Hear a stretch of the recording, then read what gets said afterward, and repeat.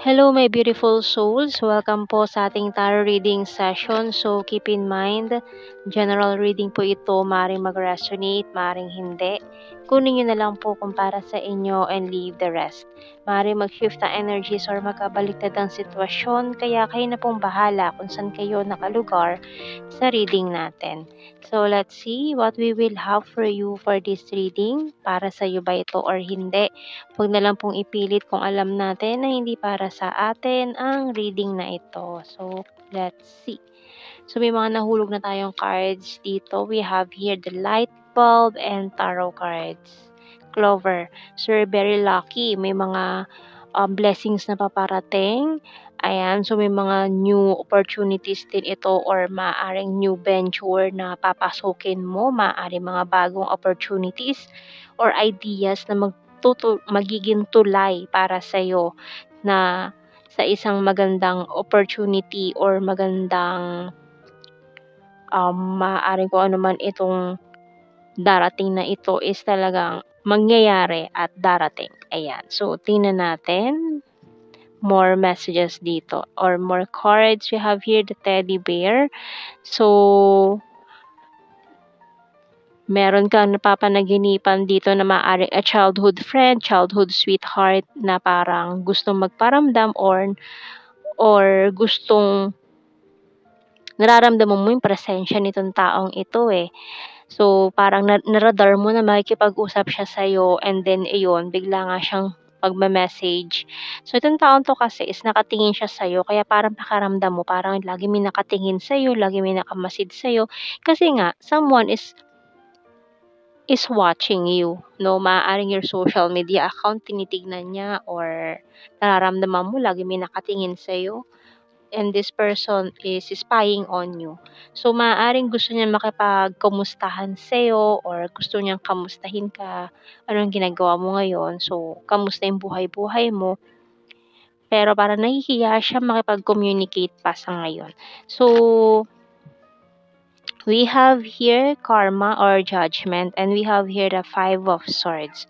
So, kasi parang may hindi siya magandang nagawa sa'yo dati kaya parang nahihiya siya.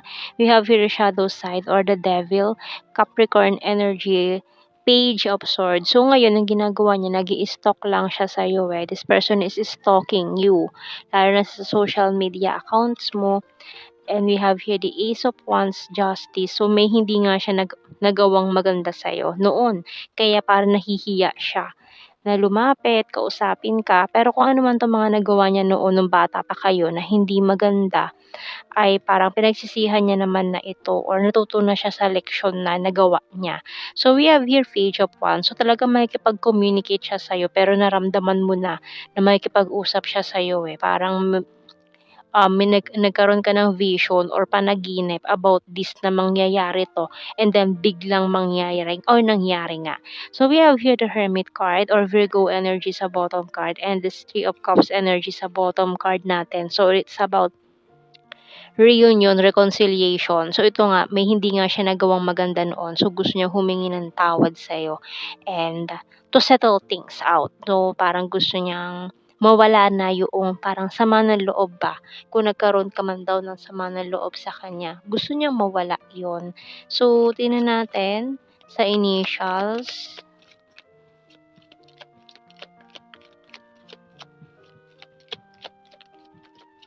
Meron tayong DJ. Ayan, DJ. K-N-E. O S Q and W. Yung bottom card natin, letter A. So, tingnan natin sa messages natin dito sa ating The Hidden Truth Oracle cards. Ayun na nga. I hope that you can forgive me one day. So, ito yung hinihiling niya na mapatawad mo siya dun sa mga nagawa niya noon. Para kasing childhood friend mo to eh, or a childhood sweetheart na may hindi siya nagawang maganda na talagang parang below the belt itong nagawa niya sa'yo and gusto niyang ihingi ng tawad yun kahit sobrang tagal na nangyari yun. Although parang parang nakalimutan na yun eh. I lost myself for a little while.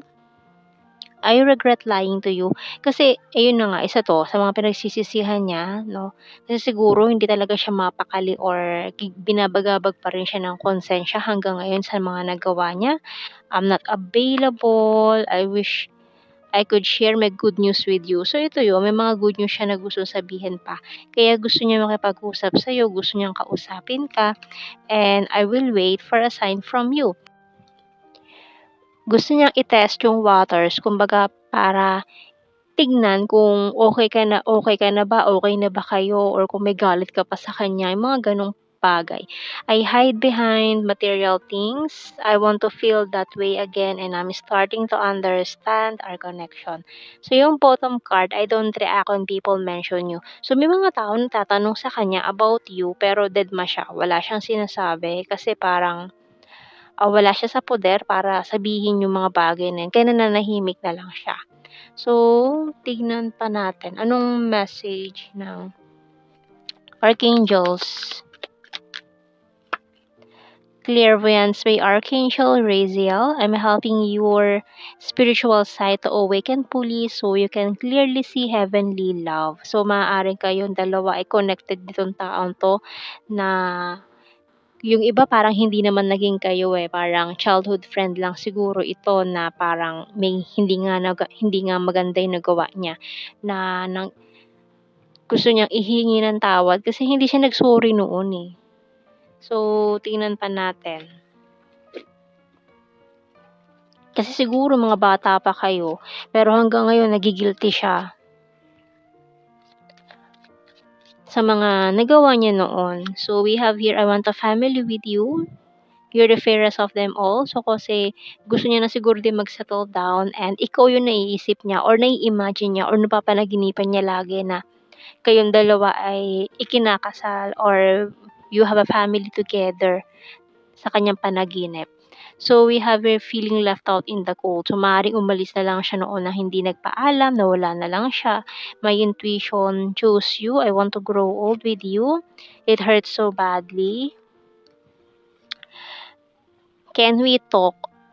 I want to see you this weekend. I have multiple opportunities na maaaring mas inuna niya noon. I can't let you go. I'm honest to you and you're my happy pill. So, yung bottom card natin dito, being defensive. So, defensive pa rin siya sa mga nangyari noon. Pero this person is really feeling sorry na hinayaan niya mangyari yon. Okay, so tinan natin sa ating blue card. We have here commitment, understanding, and ayun, guilty siya sa mga nangyari, sa mga nagawa niya. So, tingnan natin general signs and messages. We have here December, hilarious, shy at first, sarcastic, Sagittarius, Taurus, 5, trustworthy, air sign, Gemini, Libra, Aquarius, skin tag, the runner card, September, Cancer sign, dimple, sword is another air sign, Gemini, Libra, Aquarius, cold city, beautiful, number 3, past person, sexy body, perfect smile, attractive, cute and chubby. Number 6, and the fire sign, Aries, Leo, and Sagittarius. 333 angel number. OMG. So, ayun ang ating reading, my beautiful souls. Thank you for watching. Take care and God bless. See you in our next reading, guys. Bye-bye.